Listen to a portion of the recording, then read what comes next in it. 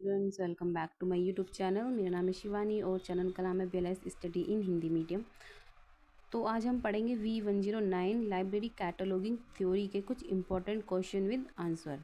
तो time waste भी ना करें, देखते हैं फर्स्ट क्वेश्चन है हमारा, लाइब्रेरी कैटलॉग शब्द को परिभाषित कीजिए। लाइब्रेरी कैटलॉग ग्रंथ सूची से किस प्रकार भिन्न है। तो सबसे पहले देखते हैं इसका आंसर। तो ये है हमारे फर्स्ट क्वेश्चन का आंसर। लाइब्रेरी कैटलॉग शब्द को परिभाषित कीजिए। लाइब्रेरी कैटलॉग ग्रंथ सूची से किस प्रकार भिन्न है। अब पढ़ते हैं आंसर।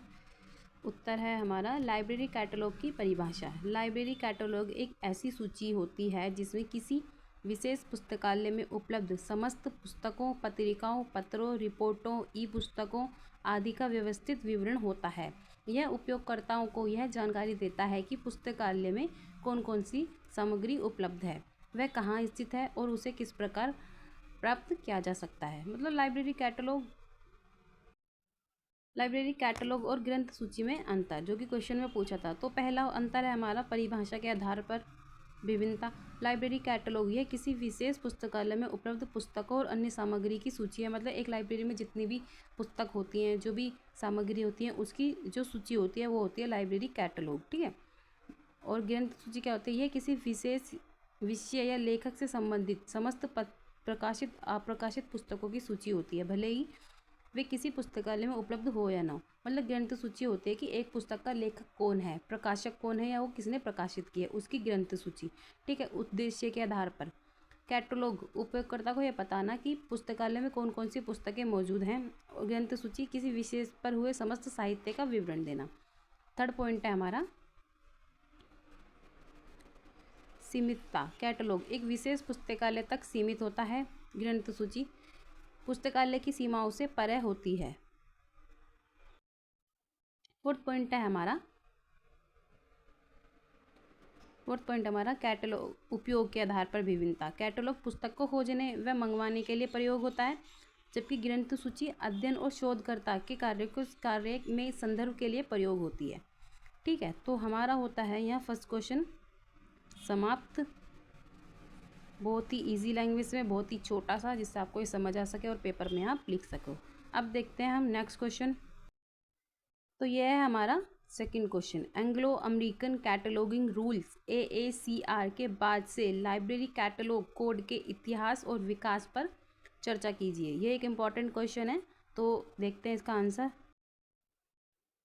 तो ये है हमारे सेकंड क्वेश्चन का आंसर। ठीक है। हालांकि क्वेश्चन इसमें भी लिखा है, लेकिन इसका देखते हैं हम आंसर। परिचय।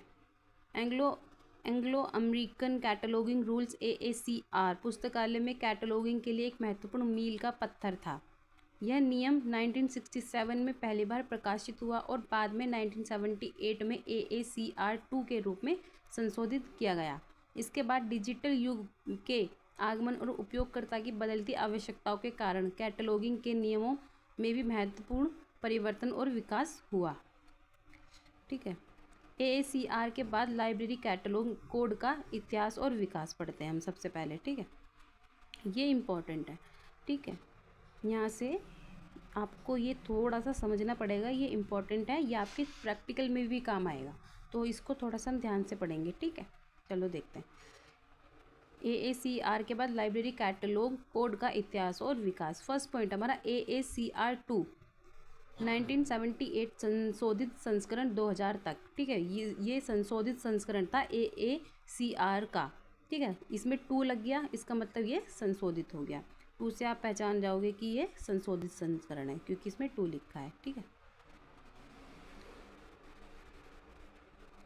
उद्देश्य, ग्रंथों की एक रूप और मानकीकृत प्रविष्टि करना। विशेषताएं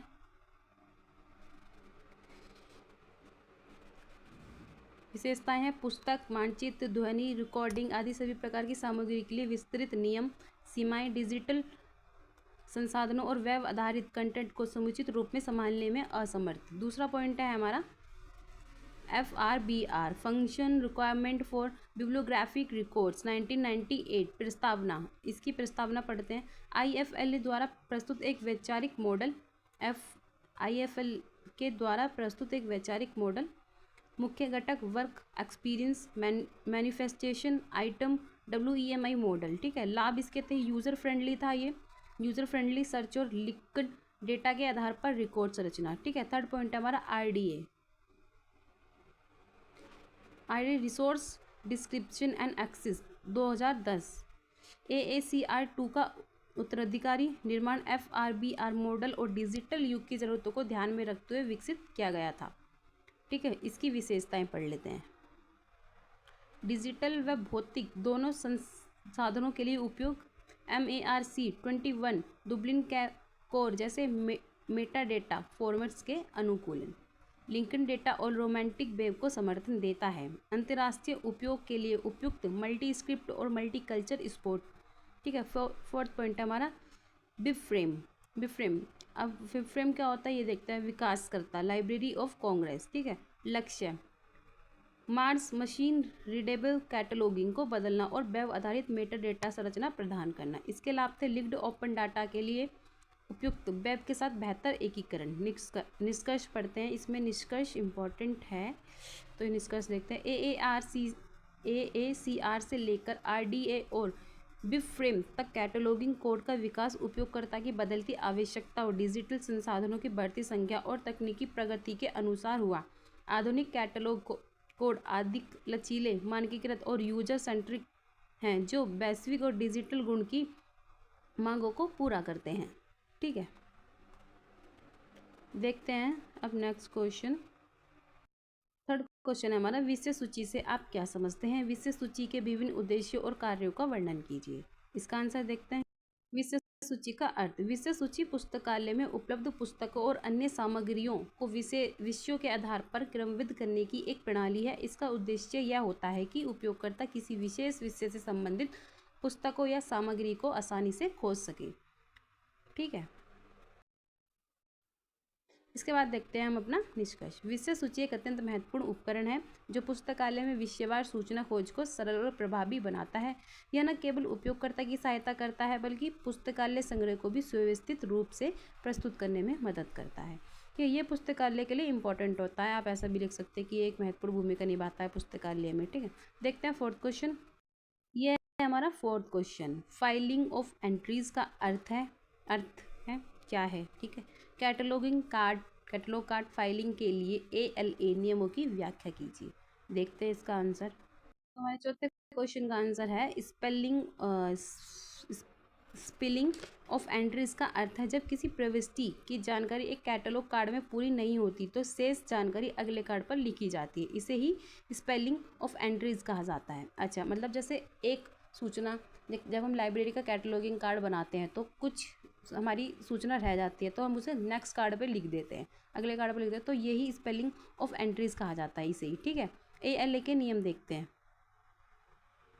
ये इंपॉर्टेंट है। ठीक है, ALA के नियम इंपॉर्टेंट है। तो पहला नियम है पहले कार्ड के अंत में लिखा जाए सी नेक्स्ट कार्ड या कंटिन्यू, ताकि उपयोगकर्ता समझ सके कि जानकारी अगले कार्ड पर जारी है। मतलब पहले कार्ड पे जब इंफॉर्मेशन हमारी ख़त्म हो जाती है तो कोने पे या कहीं भी ये लिख दिया जाता है कि मतलब सी नेक्स्ट लिख दिया जाता है या कंटिन्यू लिख जाता है, जिससे कि ये पता चल जाता है कि इंफॉर्मेशन नेक्स्ट पेज पे भी है। ठीक है, दूसरे कार्ड की शुरुआत में लिखा जाए दूसरे कार्ड की नेक्स्ट पॉइंट है हमारा, दूसरे कार्ड की शुरुआत में लिखा जाए कंटिन्यू फ्रॉम प्रोवाइज कार्ड। मतलब दूसरे कार्ड जब हम दूसरे पे लिखते हैं तो उस पर भी लिखा जाए कि कंटिन्यू फ्रॉम दिस या प्रोवाइज कार्ड। ठीक है, तीसरा पॉइंट है हमारा हर कार्ड पर हेडिंग दोहराई जाए, जैसे लेखक का नाम या विषय, ताकि कार्ड अलग होने पर भी पहचान आसानी से हो सके। क्रम संख्या दी जा सकती है, जैसे कार्ड 1 of 2, कार्ड 2 of 2। ठीक है, जिससे कि पता जाए।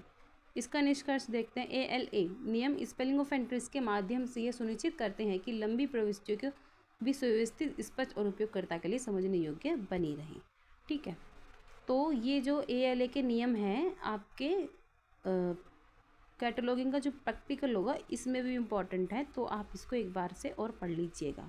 ठीक है, देखते हैं हम नेक्स्ट क्वेश्चन। ये है हमारा फिफ्थ क्वेश्चन।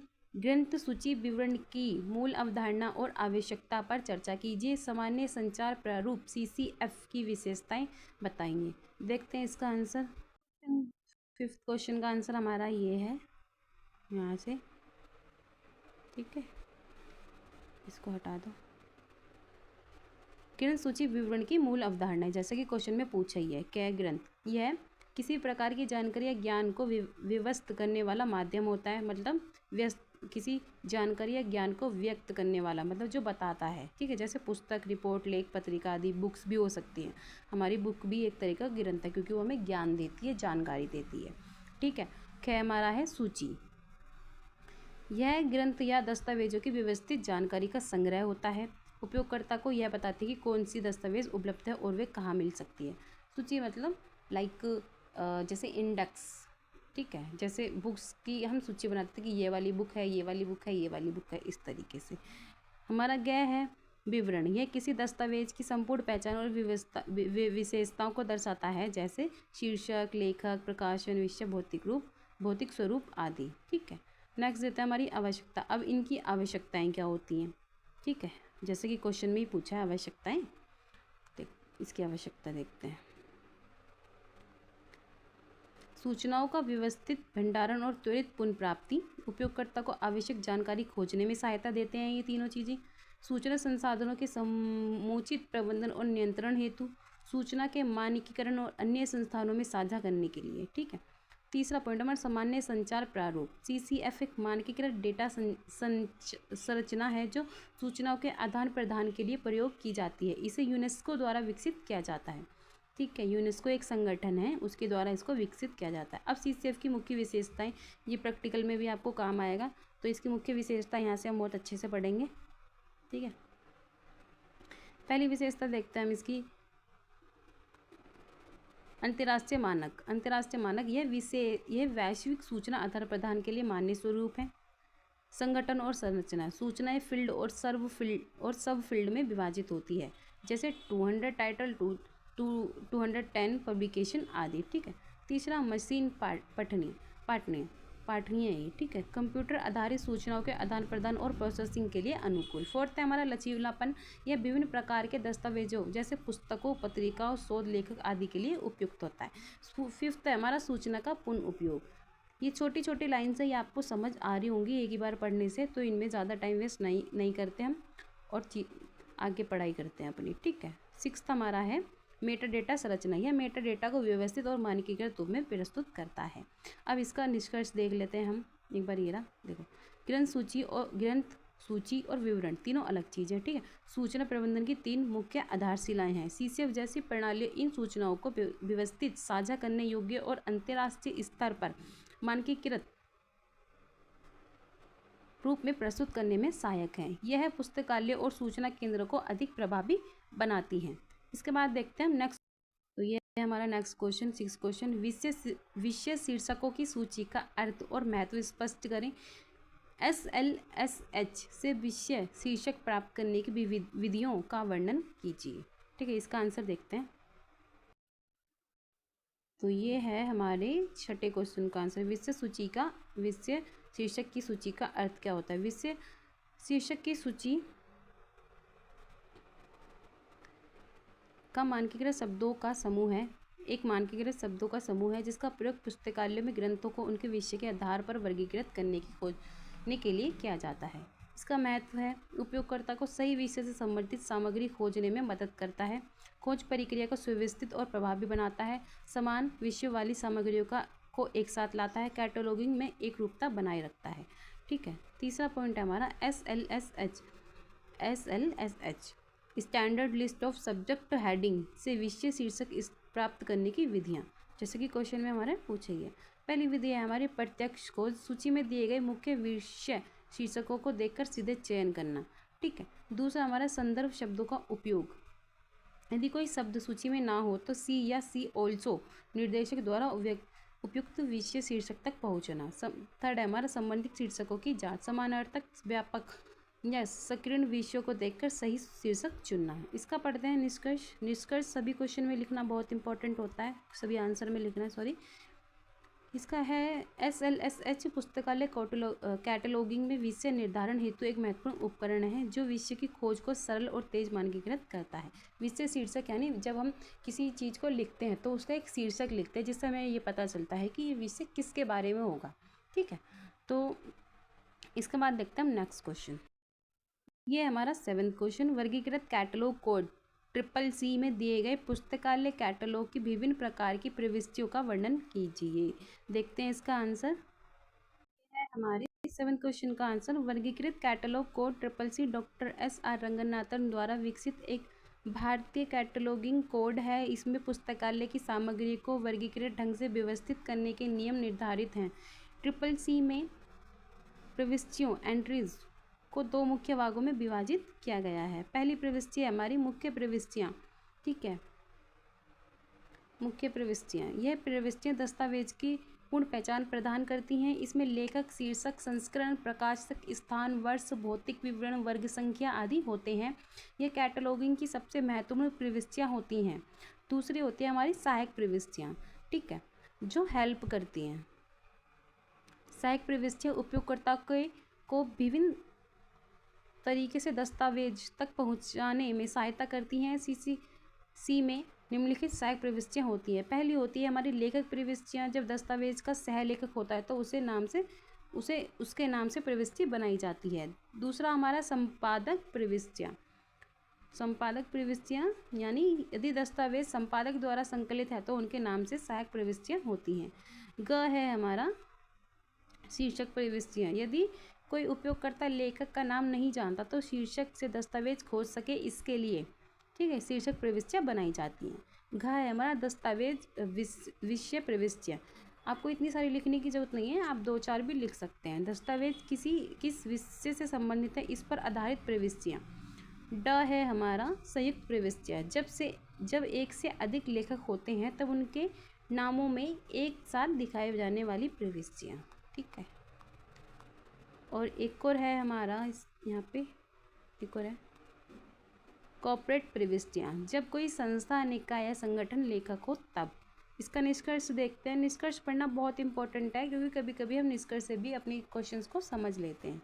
ठीक है, आंसर को समझ लेते हैं कि हमें क्या लिखना चाहिए। CCC में प्रविष्टियों का उद्देश्य उपयोगकर्ता को किसी भी दृष्टिकोण से दस्तावेज तक पहुंचाने की सुविधा देना है, चाहे वह लेखक के माध्यम से खोजे, विषय के माध्यम से या शीर्षक से। मुख्य और सहायक दोनों प्रविष्टियां मिलकर कैटलॉग को प्रभावी और उपयोगकर्ता केंद्रित बनाती हैं। इसके बाद देखते हैं हम नेक्स्ट क्वेश्चन। तो नेक्स्ट क्वेश्चन हमारा है विषय शीर्षक प्राप्त करने की श्रृंखला प्रक्रिया का उदाहरण देकर चर्चा कीजिए। श्रृंखला अनुक्रमण प्रणाली का महत्व समझाइए। तो देखते हैं इसका आंसर। तो ये है हमारे 8th क्वेश्चन का आंसर। ठीक है, पहला विषय शीर्षक प्राप्त करने की श्रृंखला प्रक्रिया, जो कि क्वेश्चन में ही पूछा है। श्रृंखला प्रक्रिया एक ऐसी विधि है जो किसी पुस्तक के वर्गक यानी क्लास नंबर के आधार पर सही और मानकीकृत विषय शीर्षक प्राप्त करने के लिए विधि के लिए प्रयुक्त होती है। इसे डॉक्टर SR रंगनाथन ने विकसित किया था। इसका उदाहरण देखते हैं। ठीक है, उदाहरण से समझते हैं हम इसको। मान लीजिए पुस्तक का वर्गांक है 334.4। यह वर्गांक दर्शाता है कोऑपरेटिव सोसाइटीज इन इंडिया। श्रृंखला होगी society, economic society, cooperative society in India. यह अंतिम तत्व कोऑपरेटिव सोसाइटी इन इंडिया का विषय शीर्षक होगा। यह शीर्षक वर्गांक के अवधारणाओं के क्रमिक विस्तार से प्राप्त होता है। ठीक है, दूसरा है श्रृंखला अनुक्रमण प्रणाली का महत्व। अब इसका महत्व क्या होता है, ठीक है, पढ़ते हैं, इनके महत्व पढ़ते हैं। मानकीकरण, यह विषय शीर्षकों को व्यवस्थित और एकरूप बनाता है। ठीक है, दूसरा स्वचालित शीर्षक निर्माण, वर्गांक से सीधे विषय शीर्षक बनाना संभव होता है। कम समय में कार्य, पुस्तकर्मियों को विषय खोजने में अधिक मेहनत नहीं करनी पड़ती। वर्गीकरण और अनुक्रमण का समन्वय, यह अनुक्रमण का मतलब होता है जैसे इंडेक्स। ठीक है, यह प्रणाली वर्गीकरण प्रणाली जैसे DDC या CCC से CCC से सीधा जुड़ाव रखती है। दूसरा हमारा 5th है हमारा उपयोगकर्ता के दृष्टिकोण से उपयोगी। उपयोगकर्ता को विषय के व्यापक से संकीर्ण तक सभी पहलुओं को क्रम से देखने का लाभ मिलता है। इसका देखेंगे निष्कर्ष, जो कि बहुत इंपॉर्टेंट होता है।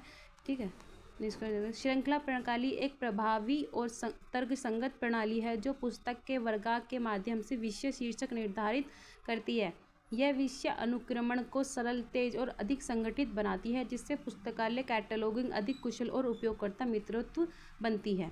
इसके बाद देखते हैं हम next question and last question. ये है हमारा 9th और लास्ट क्वेश्चन। ठीक है, निम्नलिखित में से 4 पर टिप्पणी लिखिए। केंद्रीकृत कैटलॉगिंग, दूसरा है लाइब्रेरी कैटलॉग के कार्य, तीसरा ग्रंथ सूची मानक, फोर्थ है प्री पॉन्टेज ऑफ कैनन, फिफ्थ है प्री नेटल कैटलॉगिंग, सिक्स है हमारा प्रविष्टियों की वर्णानुक्रमिक व्यवस्था के लिए रंगनाथन के द्वारा नियम। अब इसमें इम्पॉर्टेंट बात क्या है? अब इसमें इम्पॉर्टेंट बात ये है कि ये जो पॉइंट्स हैं इनको घुमा फिरा के एक बड़ा क्वेश्चन बना देते हैं। ठीक है, इन सभी पॉइंट्स को। ठीक है, और देखो क्वेश्चन में, पेपर में क्वेश्चन यही आएंगे, बस क्या किया जाएगा, क्वेश्चन को बदल दिया जाएगा, इनको लैंग्वेज इनकी बदल दी जाएगी, बाकी आएगा यही। ठीक है, तो छोटे क्वेश्चंस को अब जो ये जो पॉइंट है इनको भी हम ध्यान से पढ़ेंगे। देखते हैं आंसर। तो ये है हमारा 9th का आंसर। ठीक है, परिभाषा देखते हैं इसको।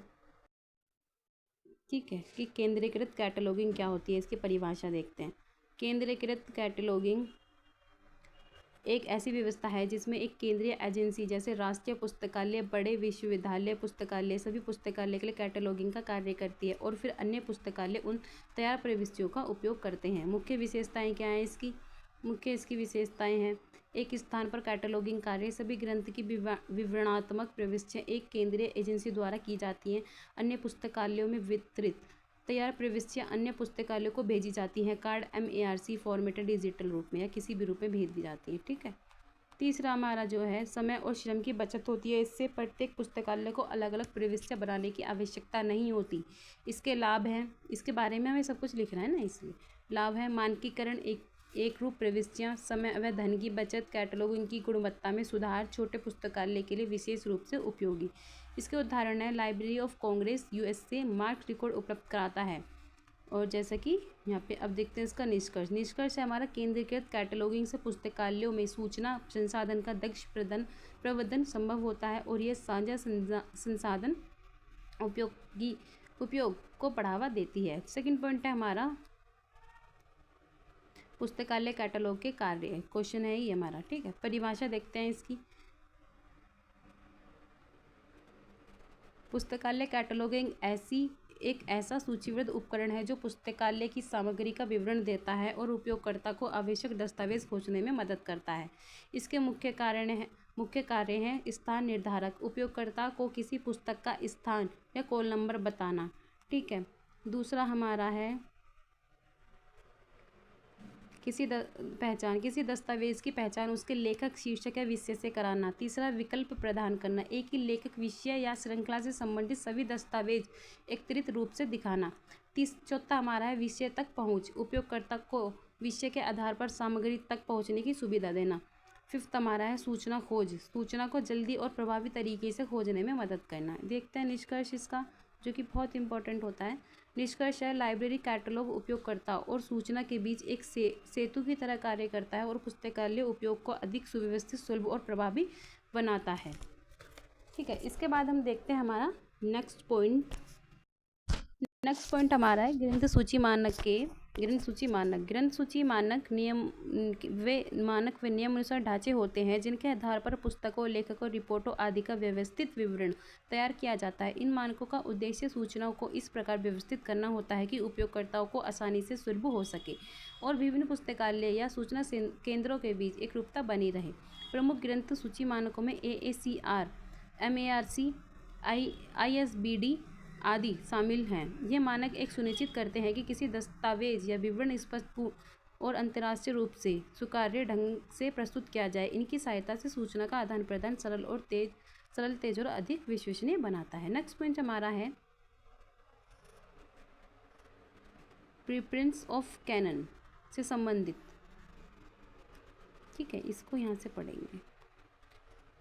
ये रहा का अर्थ है प्रीपोटेंस का मतलब होता है प्रभुत्व, श्रेष्ठता या प्रभावशाली, ठीक है। कैनन का मतलब होता है कोई मानक, नियम या सिद्धांत, ठीक है। बहुत इजी लैंग्वेज में लिखा है, आप समझ पा रहे होंगे इसको। तो